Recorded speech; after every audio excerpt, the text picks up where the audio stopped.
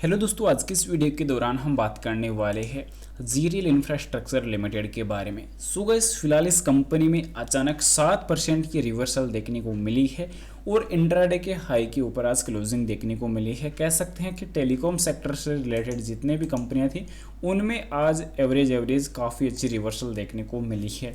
फिलहाल इस तेज़ी के पीछे की अचानक वजह क्या रहने वाली है और सबसे इम्पोर्टेंट बात अब ये रहने वाली है कि कंपनी के Q3 के जो रिजल्ट्स हैं वो कब तक आ सकते हैं। कंपनी ने कोई डिविडेंड बोनस का तो Q3 के लिए ऐलान नहीं कर दिया है, इस पर क्या राय रहने वाली है और कंपनी के नंबर कैसे हो सकते हैं। SSP पर क्या अपडेट रहने वाली है, कंपनी के कर्ज से रिलेटेड क्या अपडेट रहने वाली है, तो इन सब चीज़ों को यहाँ पे चेकआउट करने वाले हैं। पर बता दूं, बाय सेल के लिए कोई भी रिकमेंडेशन सजेशन नहीं रहने वाली, जानकारी ओनली एजुकेशनल पर्पज़ के लिए रहेगी। सबसे पहले अगर आज की क्लोजिंग पर अगर बात कर ले तो आज का क्लोजिंग इंट्राडे के हाई पर देखने को नजर आएगा जो 1.24 के ऊपर रहेगा और धीरे धीरे जो रिकवरी है वो वापस यहाँ पे मार्केट में लौटती हुई नज़र आ चुकी है, क्योंकि जहाँ पिछले 5 सेशन में लगभग 2.5% का रिकवरी देखने को नजर आएगा, आज के सेशन को अगर साइड के अगर किया जाता है तो फिर हमें एक बड़ा क्रेश देखने को नजर आएगा। इसके अलावा यहाँ पे 6 महीने की भी अगर बात कर ली जाए, 1 महीने की बात कर ली जाए तो 6% की क्रेश रहेगी, 6 महीने में 31.5% की क्रेश नजर आएगी। ओवरऑल यहाँ पे वॉल्यूम खास यहाँ पे देखने को मिलने वाली है कि वॉल्यूम का आंकड़ा क्या देखने को मिला है। तो NSE BSE दोनों एक्सचेंज पर वॉल्यूम के लिए अगर बात कर ले तो दोनों एक्सचेंज के ऊपर आज वॉल्यूम 5 करोड़ की निकल के आई है।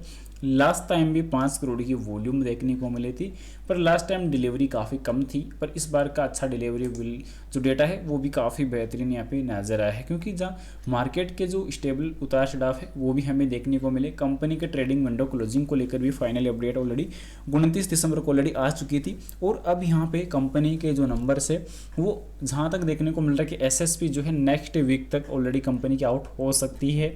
आज की डिलीवरी की अगर बात की जाए तो यहाँ पे डिलीवरी आज की काफ़ी अच्छी देखने को नजर आएगी। तो डिलीवरी आज काफ़ी शानदार देखने को मिली है कि जो लगभग 66% की रहने वाली है और अब कंपनी का जो ग्रुप सेटलमेंट टाइप था वो भी काफ़ी सुधर चुका है, क्योंकि पहले कंपनी का ऑप्शन में कारोबार नहीं होता था, वो भी ऑलरेडी अब होना स्टार्ट हो चुका है। तो यहाँ पे देख सकते हैं कि जो मार्केट में कंपनी के जो कारोबार है वो भी निपटाए जाते हैं। तो धीरे धीरे कंपनी के लिए जो समस्याएं थी वो ऑलरेडी डाउन हो चुकी है, एक अच्छाई के राह पर कंपनी चल रही है। पर कंपनी का जो बिजनेस सेक्टर है वो कहीं ना कहीं कंपनी जिस सेगमेंट में काम करती है वहाँ पे कंपटीशन काफ़ी है, कंपनी को एक अच्छा कॉम्पिटिटर बनने का भी मौका यहाँ पे मिल सकता है।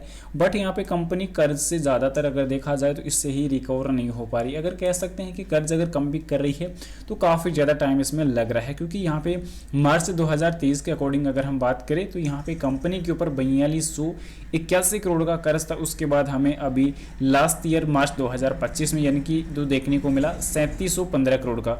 तो अब यहाँ पे धीरे धीरे कर्ज कम तो हुआ है, धीरे धीरे कंपनी कर्ज को कम करने में कोशिश भी कर रही है, तो उस चीज़ में कामयाब भी हो रही है, पर टाइम ज़्यादा लग रहा है। जितना टाइम यहाँ पे ज़्यादा लगा रही है तो कंपनी का यहाँ पे जो बिजनेस है उसमें अच्छा सुधार होना ज़रूरी है और कंपनी के लिए जो चीज़ों में बैलेंस होना भी ज़रूरी है।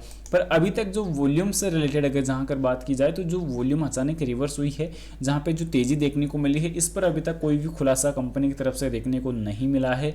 तो ये खुलासा तो आपको कल ही देखने को नजर आएगा या लेट नाइट तक ये अपडेट आ जाएगी। उस जो ऑफिशियल जो ऑफलाइन अपडेट आने वाली है उसके लिए मैं आप लोग को टेलीग्राम में जो डिटेल्स है वो प्रोवाइड करा दूंगा।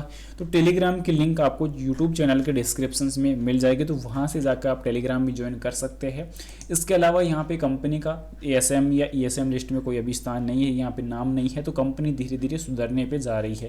इसके अलावा अब रिसेंटली कंपनी के कर्ज की अगर बात कर ली जाए तो कंपनी के ऊपर अभी रिसेंटली जो कर्ज है वो काफ़ी इंपॉर्टेंट है और अभी के टाइम 3193 करोड़ का कंपनी के ऊपर कर्ज है। वॉल्यूम धीरे धीरे स्टेबल अगर हो रही है, कंपनी के कर्ज अगर मैनेज हो रहे हैं, खर्चे कंट्रोल में अगर रहते हैं तो नंबर अच्छे देखने को मिल सकते हैं, क्योंकि लास्ट टाइम 232 करोड़ का जो लॉस था उसमें कटौती हुई है। इससे पहले अगर Q4 में 249 करोड़, 232 और 193, धीरे धीरे अपने लॉस को यहाँ पे कंपनी नेगेटिव जो चल रहा था उसको स्टेबल कर रही है, यानी कि कंपनी के जो खर्च है उनको कंपनी कंट्रोल में करने की कोशिश कर रही है, क्योंकि कंपनी के जो ऑपरेटिंग प्रॉफिट है वो धीरे धीरे बढ़ रहा है। Q4 में 46 करोड़, उसके बाद क्वार्टर 1 में 80 करोड़ देखने को मिला था, उसके बाद क्वार्टर 2 में 113 करोड़, यानी कि ऑपरेटिंग प्रॉफिट को यहाँ पे कंपनी मैनेज कर रही है।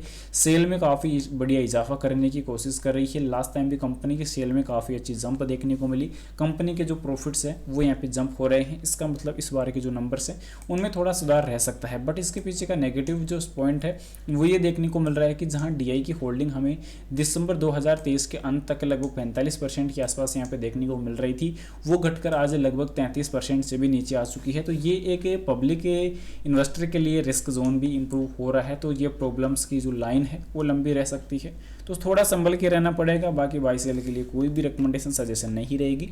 जानकारी ओनली एजुकेशनल पर्पज़ के लिए रहेगी। इन्वेस्टमेंट करने से पहले अपने फाइनेंशियल एडवाइजर की सलाह जरूर से ले या खुद की रिसर्च जरूर से कर ले। Thanks for watching this my video. Vande Mataram.